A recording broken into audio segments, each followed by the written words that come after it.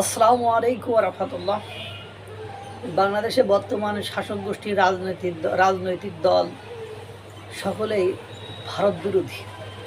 ভারত বিরোধিতায় তারা পঞ্চমুখ এবং পাকিস্তানপন্থী, অর্থাৎ পাকিস্তানকে তারা মন প্রাণ আত্মা দিয়ে ভালোবাসে।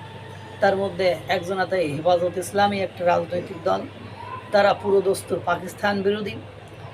কিছুদিন আগেই হেফাজত ইসলামের মামুনুল হক এবং তাদের শীর্ষ নেতা পাকিস্তান আফগানিস্তান থেকে ঘুরে আসলো। তাদের শরিয়া আইন বা তাদের আইন কানুন দেখে সে মুগ্ধ হয়ে গেল। কিন্তু এই আফগানিস্তান এর যদি ঠিকুজি জানা যায় বা এই আফগানিস্তান চাইছেটা কি, করছেটা কি, তালেবানদের এখন ধর্মটা কি, এটা সম্পর্কে অনেকেই ধারণা রাখে না। আমরা বাংলাদেশে বসে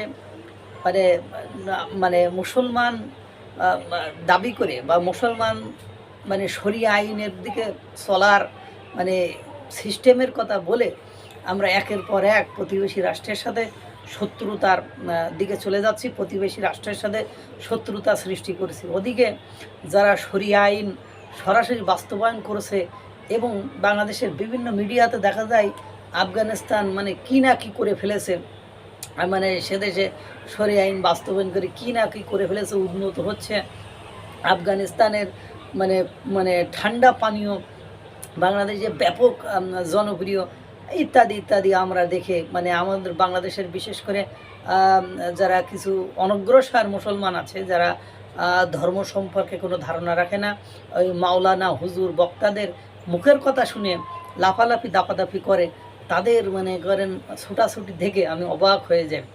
আজকের নিউজটি শোনার পরে বুঝতে পারবে যে আফগানিস্তানের বা তালেবানের বিদেশি মন্ত্রী মুক্তাদ তিনি বিদেশি মন্ত্রী, অর্থাৎ ফরেন মিনিস্টার যাকে বলা হয় ইংরেজিতে, বাংলায় বিদেশি মন্ত্রী যাকে বলা হচ্ছে, পররাষ্ট্রমন্ত্রী আর একটা কথায় বলা যেতে পারে, তিনি ভারতে আসছেন।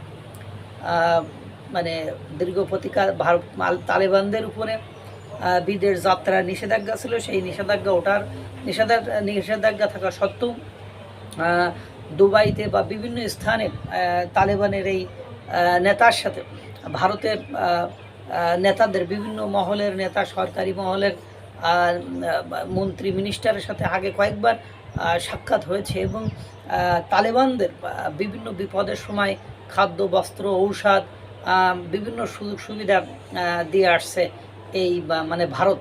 এই যে কিছুদিন আগে দেখেননি যে ভূমিকম্প হলো, সেই ভূমিকম্পে চিকিৎসা যন্ত্রপাতি, তাদের সাহায্য সহযোগিতা, খাদ্য, তাদের জন্য তাঁবুর ব্যবস্থা করেছিল ভারত এবং তারা সাগ্রে নিয়েছিল। এবং তালেবানদের সাথে ভারতের তেমন কোনো খারাপ সম্পর্ক নেই। এখন এই তালেবানদের বিদেশ মন্ত্রী যখন, অর্থাৎ ফরেন মিনিস্টার অর্থাৎ পররাষ্ট্রমন্ত্রী যখন ভারতে সফরে আসতেছে, তখন পাকিস্তানের কি কি জ্বালা যন্ত্রণা শুরু হয়েছে সেটা বলার অপেক্ষা রাখে না।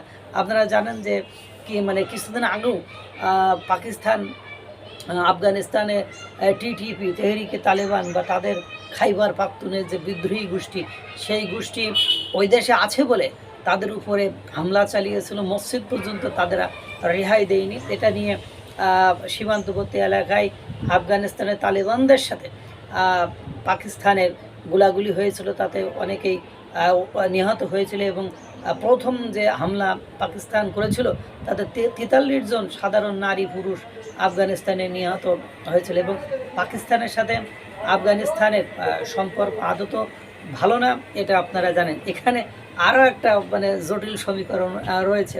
দেখেন যে ভারতের এখন বর্তমান যে শত্রু ডোনাল্ড ট্রাম্প, সেই ডোনাল্ড ট্রাম্প আপনার কিন্তু আফগানিস্তানের বাগরাম ঘাঁটি দখলের আবারও চিন্তাভাবনা করেছে বা নেওয়ার চিন্তাভাবনা করেছে। সেই সময় কিন্তু আফগানিস্তানের শাসকবৃন্দ হুমকি দিয়েছে যে বাগরাম ঘাঁটিকে তারা কোনোভাবেই কোনো সিস্টেমেই আপনার দিবে না। মার্কিন যুক্তরাষ্ট্র ডোনাল্ড ট্রাম্পের কাছে দিবে না বা তাদের কাছে হস্তান্তর করবে না।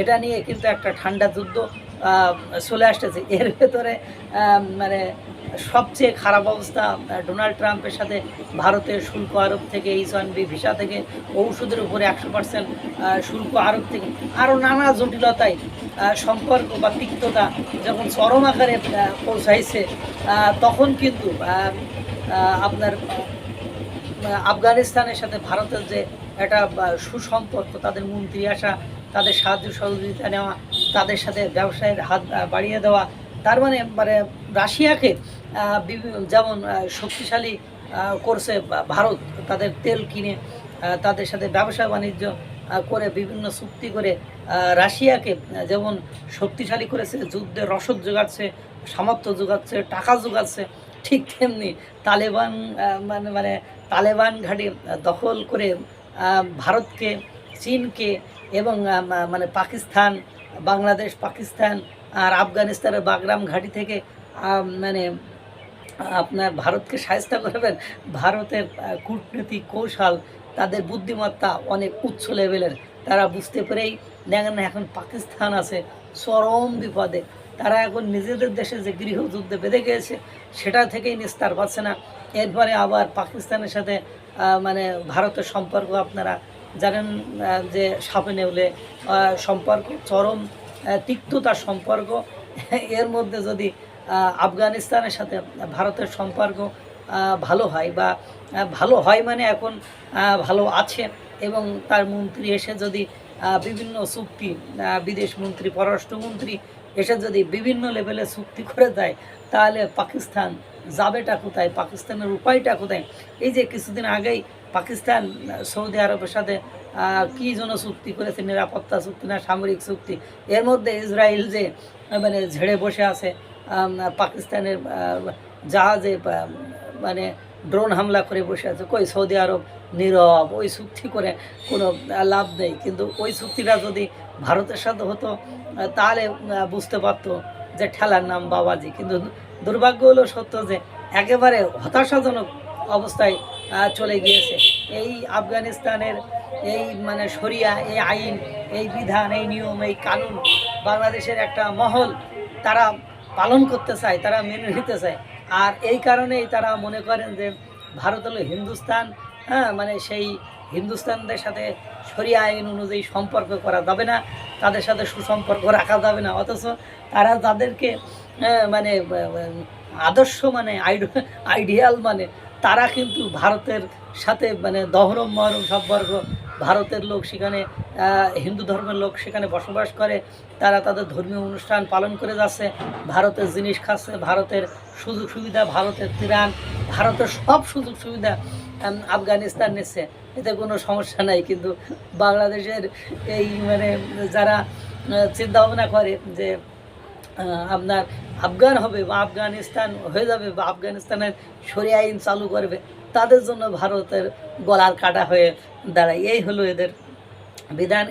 এদের যে বুঝবে কে, বুঝাবে কে, এই লোকটাই নেই। এখন তো আফগানিস্তানের সাথে আপনার ভারতের যে সম্পর্ক হতে যাচ্ছে, বিদেশমন্ত্রী আসার পরে সম্পর্ক আরও গভীর সুদৃঢ় হবে। এর আগেও সম্পর্ক ভালো ছিল, এখনও আছে, ভবিষ্যতে আরও গভীর হবে, ব্যবসা বাণিজ্য আরও বাড়বে।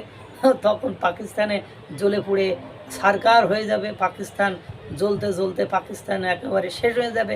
পাশাপাশি আপনার বাংলাদেশের যারা শরিয়া আইন চালু করতে চায় বা আফগানিস্তান বানাতে চায় বা আফগানের মতো হতে চায়, তাদের মানে ভারতের সাথে সম্পর্ক করা ছাড়া, তাদের সেই আদর্শ দেখা বা একেবারে নিছক পাগলামি বাতুলতা ছাড়া আর কিছু হবে না।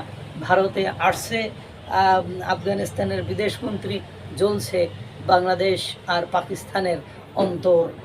আল্লাহ তাআলা সকলকে ভালো রাখুক, সুস্থ রাখুক। আসসালামু আলাইকুম ওয়া রাহমাতুল্লাহ।